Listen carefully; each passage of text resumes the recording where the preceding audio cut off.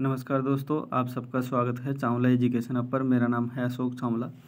दोस्तों, आज हम संस्कृत पद्य की एक पाठ्य योजना में चर्चा करने वाले हैं, जिसका प्रकरण यानी शीर्षक है भारत वंदना।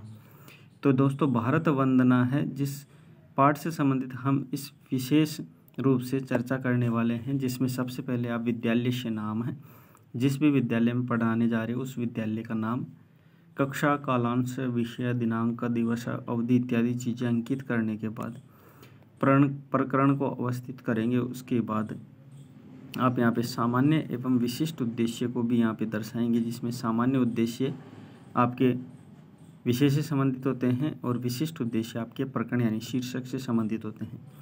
सामान्य उद्देश्य में पहला उद्देश्य है छात्रेषु संस्कृत श्लोकम प्रति रुचि प्रदानम। छात्रों में संस्कृत श्लोक के प्रति रुचि प्रदान करना है। छात्रों में संस्कृत पद्य के प्रति रुचि प्रदान करना है। संस्कृत काव्य का सामान्य परिचय बच्चों को देना है। छात्रों में नवीन शब्दों का ज्ञान भी देना है और विभिन्न पद्य शैली का भी परिचय करवाना है।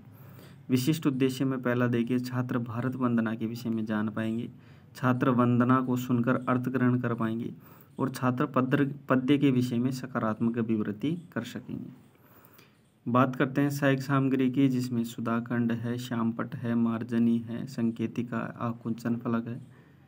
पूर्व ज्ञान की अगर बात करें तो बच्चे भारत वंदना के विषय में सामान्य जानकारी रखते हैं।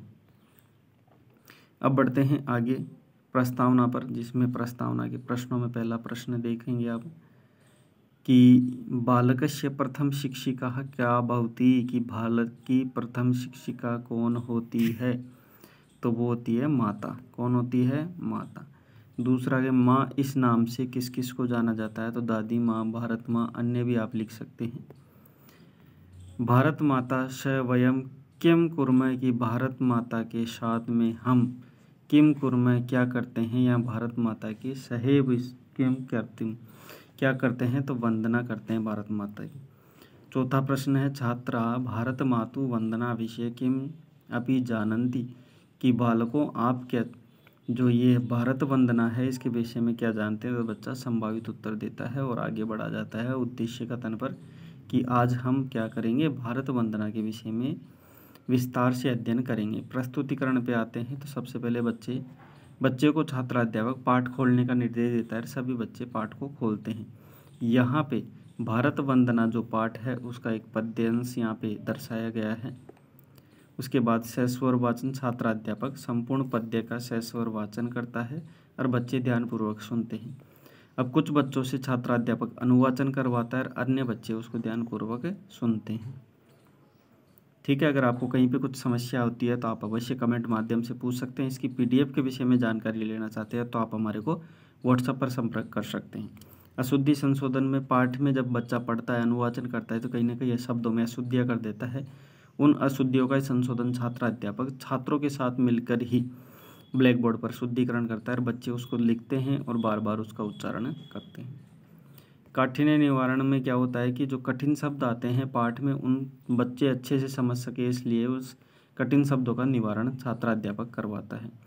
यहाँ पे कठिन शब्दों में देखिए, यहाँ पे उनका अर्थ बताया गया है। मातृभूमि यानी हे मातृभूमि, नमा यानी नमस्कार, तव यानी तुम्हारे, गिरिबे यानी पर्वत, जनपद यानी राज्य, सर्वदा यानी हमेशा, तुभ्यम यानी तुमको, नेव यानी नहीं, इत्यादि कठिन शब्द है जिनको छात्राध्यापक द्वारा बताया जाता है। और भाषा अनुवाद में छात्राध्यापक संपूर्ण श्लोका का क्या करता है, ट्रांसलेशन करवाता है, यानी उनका अनुवाद करवाता है।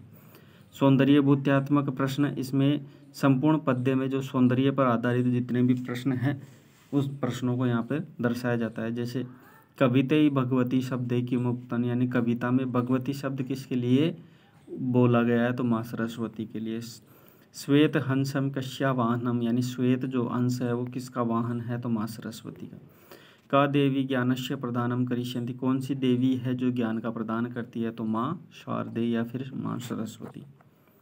चौथा प्रश्न है माँ सरस्वती अस्माकं किम ददाति, माँ सरस्वती हमारे को क्या देती है, तो ज्ञान देती है। बालका ईश्वरस्य प्रार्थना केन माध्यमेन करिष्यन्ति, कि बालक हैं जो ईश्वर की प्रार्थना है किस माध्यम से करते हैं, तो ईश्वर की वंदना के माध्यम से।